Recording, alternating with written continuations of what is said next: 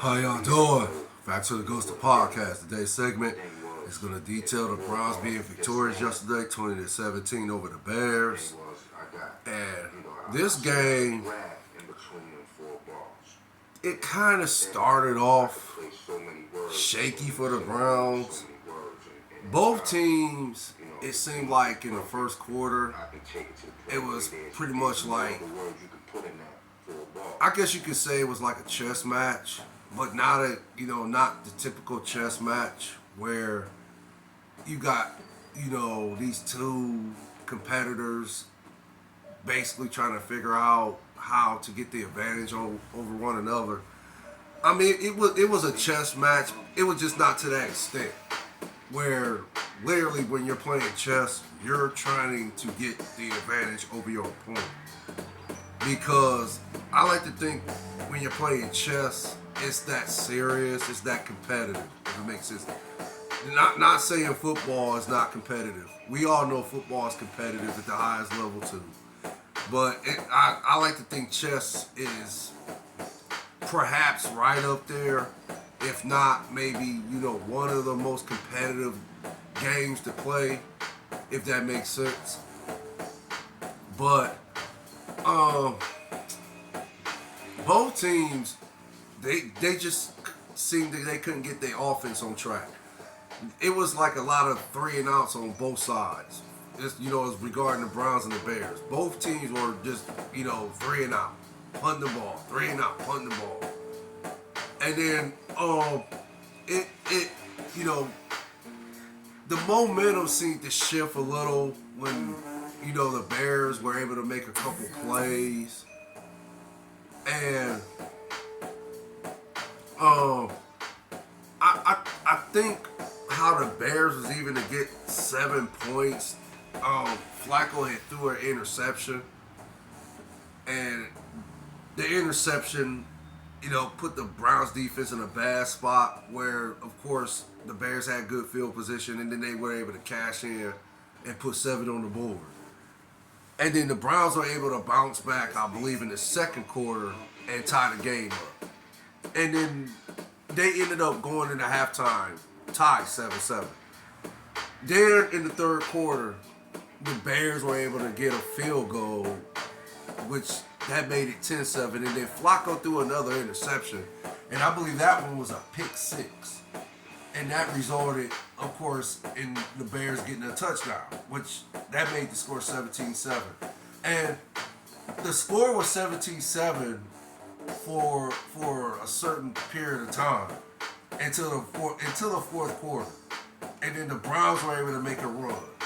They were able to get a play from Flacco where he threw a 51-yard bomb to Amari Cooper, and Amari Cooper took it to the house, and then that, I want to say at that time, that tied the score up. That made it 17-17. Yeah, of course the Browns got a field goal before that, which that made it 17-10. The Browns were still in the game in the fourth quarter. So, again, Flacco threw a 51-yard bomb to Amari Cooper. He took it to the house, and they were able to tie the game up 17-17. So, okay, now the Browns are back in business. Of course, defense was outstanding, like they have been for the most part of the season. They were able to get a key 3 and out on the Bears, and that gave the Browns the ball back with, I want to say, a minute and some change left. And then I want to say the first play of the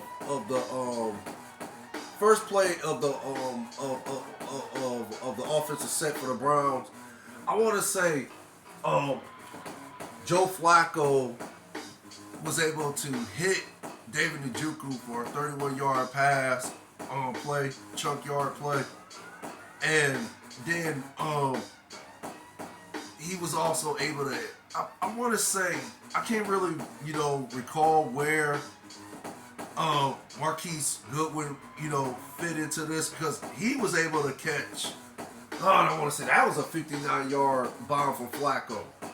And I want to say that was set set them up, or I think maybe that was the one before that set them up for that field goal that, you know, put the Browns within a touchdown to tie the game, if that makes sense. The Marquise Goodwin play, which he caught a 59-yard bomb from Joe Flacco. And, I mean, I could be wrong about that, but I want to say that's where the Browns were able to get within one score with a field goal off the Marquise Goodwin 59-yard catch. So, again, in the fourth quarter, with a minute and some change left, David Njoku was able to catch a 31-yard chunk play. Him and Flacco were able to connect on that, and then they were able to connect on another 34-yard on pass play, chunk play, which for me, that was the play of the game, because that came at a time where the Browns had to have a play like that, if that makes sense. So, with 36 seconds left, the Browns kicked the field goal, and they were able to go up 2017. Now, here go the theatrics. This is where the game gets really interesting, because I want to say the Bears get the ball back with 25 seconds left in the game, no timeouts. They were able to get a pass play. I forgot the receiver's name, but they were able, and he's Ohio native too. Oh, what's his name? Now I gotta look him up. I gotta see what his name is, because he's Ohio native. And they were able to execute, well, Justin Fields was able to, you know, execute a chunk yard play to that receiver. And, I want to say his name was Rashawn Johnson. Man, I could be wrong. Oh, no, I'm sorry. That's the running back, not the receiver. And is he for the Bears? Oh, yeah. I'm sorry. Not the receiver. The receiver, one of the receivers that had a decent game was DJ Moore. But, I wish I could think of that receiver. I can't think of that receiver who caught the ball. And it was a huge chunk yard play. All I know is he's Ohio native. I can't think of his name right now, but he was able to, you know, him and Justin Fields was able to connect on a chunk yard play, in which it put the Bears in good field position, and I think they were like maybe 10 or 15 yards away from a tying field goal, if that makes sense. But nevertheless, the Browns were able to get a couple stops, and then the last play of the game is when Justin Fields rolled out to his left, and me personally, that's why I got nervous. I wasn't nervous until that play took place, because I couldn't understand why the Browns allowed Justin Fields to roll to his left like that without some pressure. I ain't saying Browns should have came with all out pressure, but I would like to think they should have applied some type of pressure to, at least make it, a little complicated for him to execute the Hail Mary. At least get get a Hail Mary up and give the receiver a chance to or any of the Bears receivers a chance to, catch the game-winning touchdown. So, yeah, Justin Fields, he rolled to his left, heaved the ball up, and almost the ball, and I would say it like this, it was almost like a miraculous catch by the Bears receiver. Can't think of his name. I want to say, was it Moot? Was it Darren Moody or something like that? I believe that's his name. But he almost made a miraculous catch, falling on his back. The ball literally landed in his stomach. I don't even know how he didn't catch the ball, to be honest. When I saw that, I thought he caught the ball. I was like, oh, fuck, damn. Wow, we got to lose like that? Seriously? This dude catch a lucky pass in his stomach, and he was able to hold on, secure the pass.